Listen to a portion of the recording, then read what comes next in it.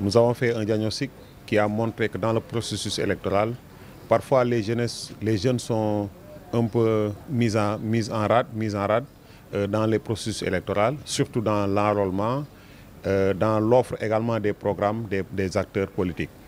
Et nous avons tenu à organiser cette série de conversations citoyennes dans un premier temps pour recueillir les préoccupations des jeunes, enregistrer également tout ce qui concerne les besoins et préoccupations de ces jeunes-là en fonction sur les questions d'intérêt national.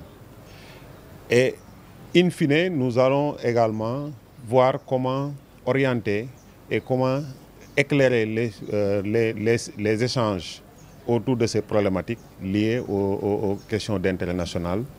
Et à l'arrivée, l'objectif final, c'est de sortir avec des recommandations fortes que nous allons proposer aux différents acteurs politiques qui ont des programmes.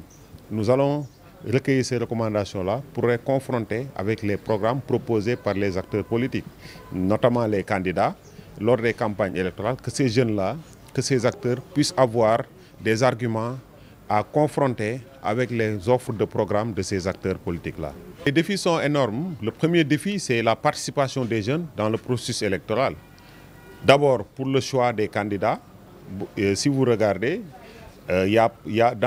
sur l'ensemble des candidats à la candidature, nous n'avons pas une forte présence des jeunes. Il n'y a pas de candidats jeunes. Ça, c'est un problème. L'autre problème également, c'est relatif aux politiques, au choix de ces candidats-là.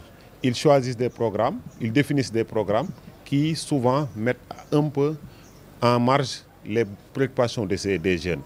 Et le troisième défi que nous avons constaté, identifié, c'est la mobilisation des jeunes le jour de l'élection présidentielle.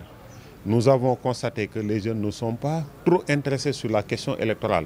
C'est pourquoi nous avons tenu à organiser ces conversations citoyennes pour, dans un premier temps, les intéresser à la problématique liée à la question électorale. Ensuite, les outiller en vue d'éclairer leur choix s'ils décident d'aller voter et comment voter pour choisir un bon candidat.